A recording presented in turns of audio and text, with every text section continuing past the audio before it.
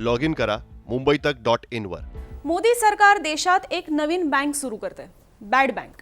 Bad bank म्हणजे अगदी नावाप्रमाणेच ती खराब किंवा वाईट असं त्याचा तंतोतंत अर्थ नाहीये, पण नावानेच आपल्याला कोड्यात टाकणारी किंवा गोंधळात पाडणारी ही बॅड बँक नेमकी आहे तरी काय? केंद्र सरकार ही बँक का सुरू करतंय? तुमच्या आमच्यासारख्या सामान्य खातेदारांना या बँकेचा नेमका फायदा तरी काय होणार आहे, हेच आज आपण समजून घेणार आहोत। नमस्कार, मी अनुजा, तुम्ही पाहत आहात मुंबई तक।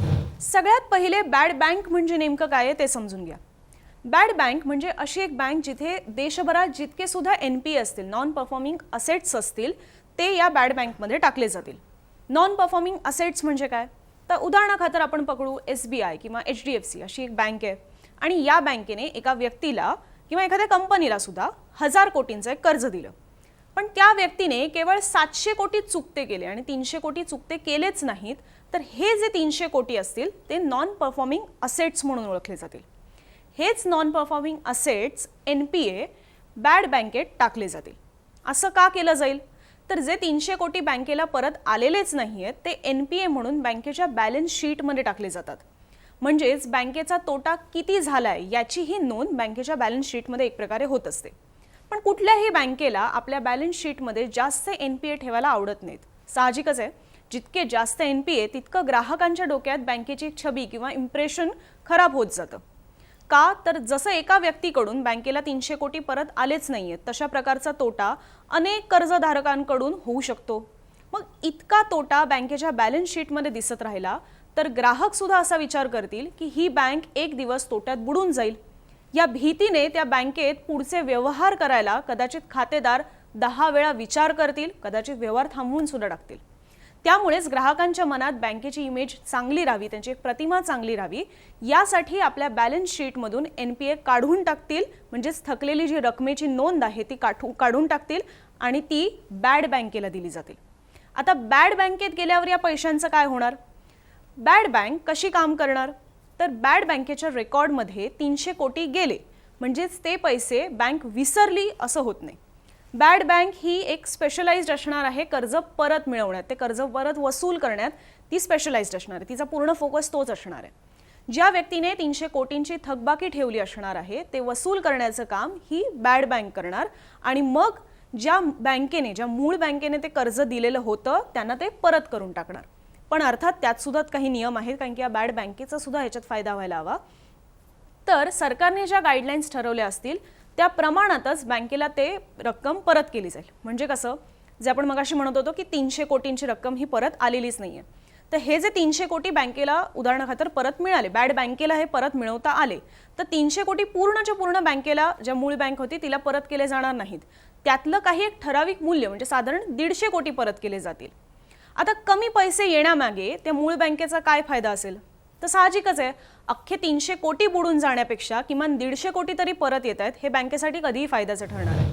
अर्थात या सगळ्या गोष्टी आपण जितके इझिली बोलतोय तितक्या खरोखर प्रॅक्टिकली त्या तेवढ्या सोप्या नाही आहेत, पण या बँकेची गरज आहे।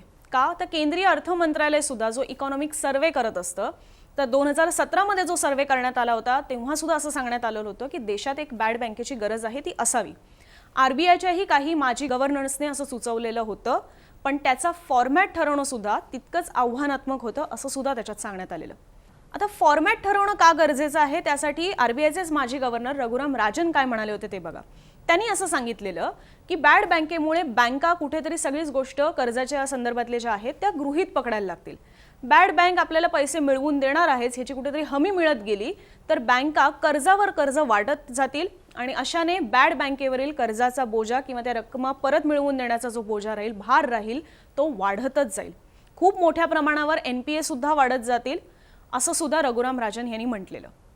आता हे सगळं प्रत्यक्षात करण्यामागचं सरकारची उद्दिष्ट काय ती सुद्धा समजून घ्या। बँक ही संकल्पना आली आहे मुळातच ग्राहकांचे पैसे किंवा वस्तू सुरक्षितरित्या ठेवायला, गुंतवणूक करायला, कर्ज द्यायला, ज्यांना गरजेचे असतात पैसे त्यांना कर्ज द्यायला। पण कालांतराने घोटाळे वाढू लागले, थकबाकी वाढू लागल्यामुळे बँकांवर कर्ज वसूल करण्याचाच भार हा जास्त वाढू लागला। PNB आणि येस बँक ही तर आपल्या डोळ्यादेखतची उदाहरणं आहेत। बँकांवरचा हाच भार कमी व्हावा यासाठी बॅड बँक सुरू करण्यात येणार आहे। आता ही बॅड बँक कशी काम करते हे पण आपण उदाहरणाने समजून घेतलं, पण केंद्रीय मंत्रिमंडळाने मान्यता देताना ही बॅड बँक कशी असेल हे सुद्धा सांगितलेलं आहे. ते पहा.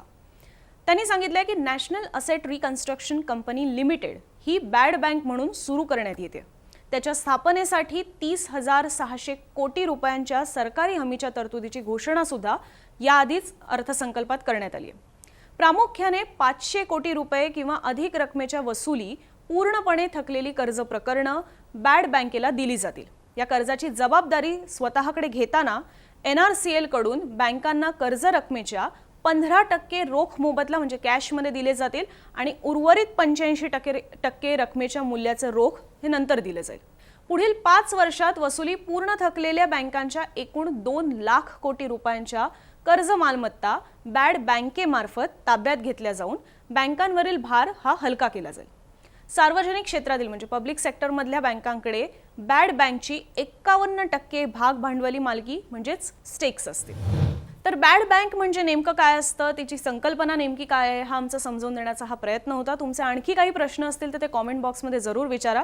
अजूनही गोंधळ असेल आणि ही माहिती तुम्हाला कुठे सविस्तर वाचायची असेल तर त्यासाठी mumbaitak.in या आमच्या वेबसाईटला तुम्ही भेट देऊ शकता. तिथे हे आर्टिकल तुम्हाला मिळेलच. अशाच ताज्या बातम्या पाहण्यासाठी आणि विविध बातम्यांचं विश्लेषण जाणून घेण्यासाठी मुंबई तकच्या YouTube चॅनलला सबस्क्राईब करा आणि फेसबुक, ट्विटर, इंस्टाग्रामवर सुद्धा तुम्ही आम्हाला लाईक, फॉलो आणि शेअर करू शकता. लॉग इन करा mumbaitak.in वर.